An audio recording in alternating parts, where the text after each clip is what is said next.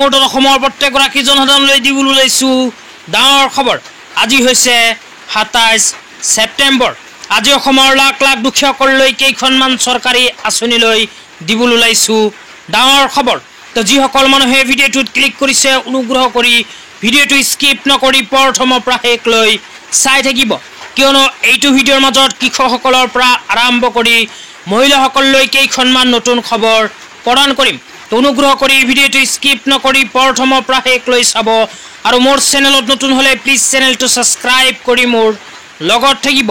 তো বলক ভিডিঅ'টো আৰম্ভ কৰি আজি প্ৰথমটো গুৰুত্বপূৰ্ণ খবৰ বিষয়ে বিস্তাৰিত জানি লওক।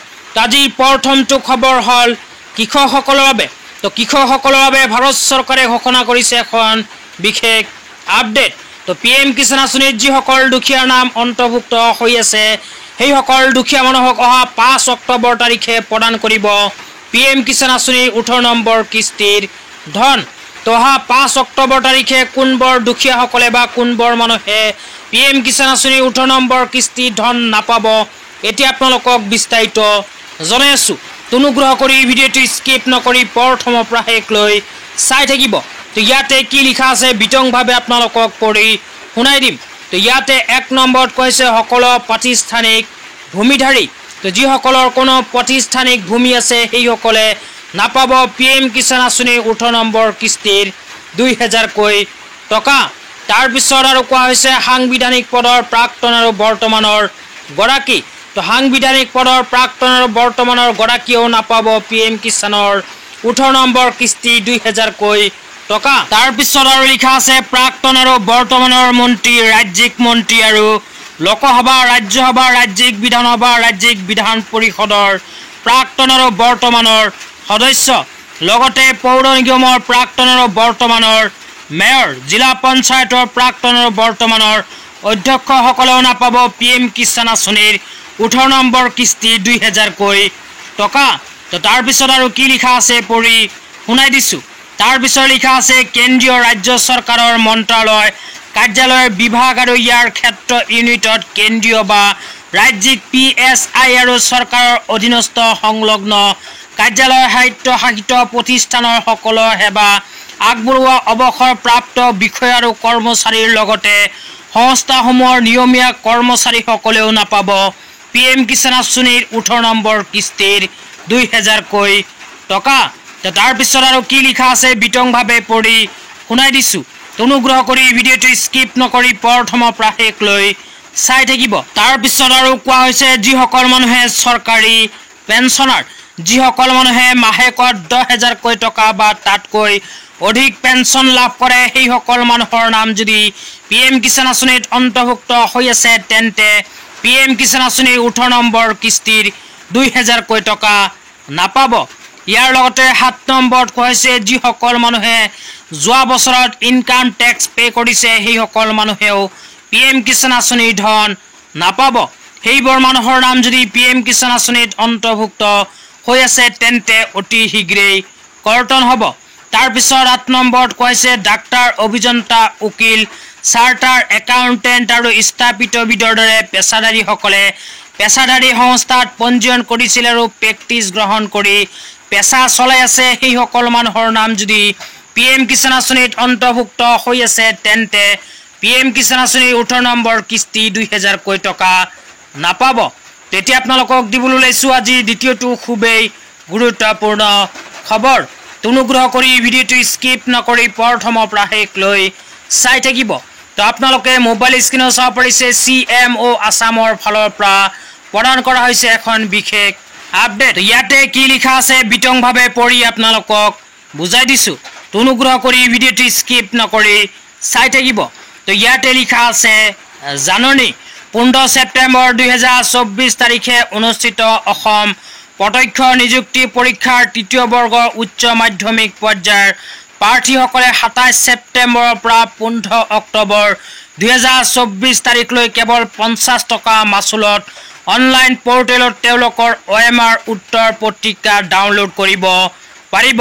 তো যিসকল শিক্ষিত নিবনুৱা যুৱক যুৱতীয়ে যোৱা ১৫ ছেপ্টেম্বৰ তাৰিখে আছাম ডাইৰেক্ট ৰিকুৱাৰমেণ্টৰ 3rd গ্ৰেডৰ পৰীক্ষা দিছে সেইসকল শিক্ষিত নিবনুৱা যুৱক যুৱতীয়ে এতিয়া বিচাৰিলে 27 ছেপ্টেম্বৰৰ পৰা আৰম্ভ কৰি অহা 15 অক্টোবৰ তাৰিখৰ ভিতৰত মাত্ৰ 50 টকা মাচুল দি নিজৰ OMR শীটখন কৰিব পাৰিব ডাউনলোড। তো তাৰ পিছত আৰু কি লিখা আছে বিতংভাৱে পঢ়ি শুনাই দিছোঁ। অনুগ্ৰহ কৰি ভিডিঅ'টো স্কিপ নকৰি প্ৰথমৰ পৰা শেষলৈ চাই থাকিব।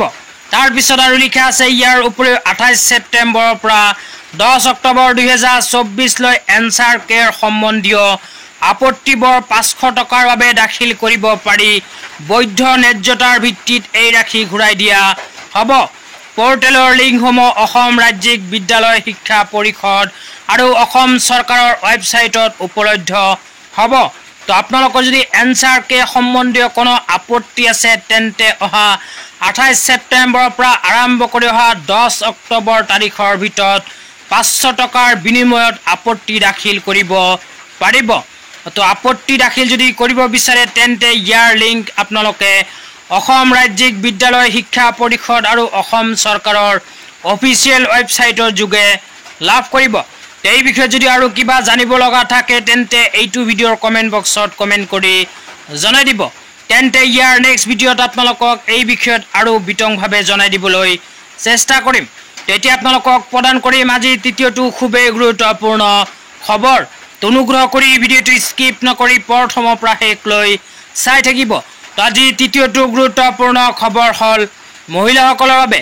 তো যিসকল মহিলা স্বনিৰ্ভৰ নাৰী আঁচনিত আবেদন কৰিছিল সেইসকল মহিলাৰ বাবে আহি গ'ল গুৰুত্বপূৰ্ণ খবৰ।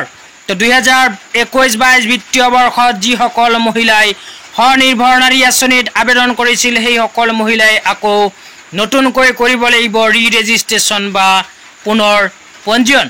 ইতিমধ্যে অসম চৰকাৰে 15 ছেপ্টেম্বৰ তাৰিখৰ পৰা আৰম্ভ কৰিছে স্বনিৰ্ভৰ নাৰী আঁচনিৰ ৰি-ৰেজিষ্ট্ৰেশ্যন। তো আপোনালোকে যদি এতিয়ালৈকে ৰি-ৰেজিষ্ট্ৰেশ্যন কৰা নাই তেন্তে অতি সোনকালে কৰি লওক, কিয়নো অসম চৰকাৰে অহা 30 ছেপ্টেম্বৰ তাৰিখটো অন্তিম দিন হিচাপে ঘোষণা কৰিছে। তো যিসকল মহিলা উদ্যোগী আৰু ব্যৱসায়ীসকলে স্বনিৰ্ভৰ নাৰী আঁচনিত আবেদন কৰিছিল সেইসকল ব্যৱসায়ী আৰু মহিলাসকলে ৰি-ৰেজিষ্ট্ৰেশ্যন কৰাৰ সময়ত কি কি প্ৰমাণ পত্ৰৰ প্ৰয়োজন হ'ব এতিয়া আপোনালোকক বিতংভাৱে জনাই দিছোঁ। তো উদ্যোগী মহিলাসকলে যদি ৰি-ৰেজিষ্ট্ৰেশ্যন কৰিব বিচাৰে তেন্তে প্ৰথমে কোৱা হৈছে নথি পত্ৰৰ কথা। তো নথি পত্ৰৰ ভিতৰত 1 নম্বৰত কৈছে উদ্যম পঞ্জীয়নৰ নম্বৰ, 2 নম্বৰত কৈছে ব্যৱসায়িক অনুজ্ঞাপত্ৰ পান কাৰ্ডৰ নম্বৰ, লগতে অন্যান্য প্ৰাসংগিক নথি। ইয়াৰ পিছত যিসকলে ব্যৱসায়ীৰ কাৰণে আবেদন কৰিছিল সেইসকলৰ GSTৰ প্ৰয়োজন হ'ব। তাৰপিছত 2 নম্বৰত কৈছে ব্যৱসায়িক অনুজ্ঞাপত্ৰৰ প্ৰয়োজন হ'ব, 3 নম্বৰত কৈছে পান কাৰ্ড, 4 নম্বৰত কৈছে অন্যান্য আনুষাংগিক নথিপত্ৰ। এইবোৰ নথিপত্ৰৰ সহায়তেই কৰিব পাৰিব স্বনিৰ্ভৰ নাৰী আঁচনিত ৰি-ৰেজিষ্ট্ৰেশ্যন। তো ৰি-ৰেজিষ্ট্ৰেশ্যন বা পুনৰ পঞ্জীয়ন কৰাৰ অন্তিম তাৰিখ কিন্তু ইয়াতে আপোনালোকে স্পষ্টকৈ লিখা চাব পাৰিছে 30 ছেপ্টেম্বৰ 2024। তো 30 ছেপ্টেম্বৰ 2024 তাৰিখৰ ভিতৰতেই কৰিব লাগিব স্বনিৰ্ভৰ নাৰী আঁচনিৰ ৰি-ৰেজিষ্ট্ৰেশ্যন বা পুনৰ পঞ্জীয়ন। তো আজি ইমানেই। ভিডিঅ'টো চাই কেনে পালে নিশ্চয় কমেণ্ট বক্সত কমেণ্ট কৰি জনাই দিব। লগতে মোৰ চেনেলত নতুন হ'লে প্লিজ চেনেলটো ছাবস্ক্ৰাইব কৰি মোৰ লগত থাকিব এনেকুৱা নতুন নতুন ভিডিঅ' সকলোতকৈ আগত পাবলৈ। তো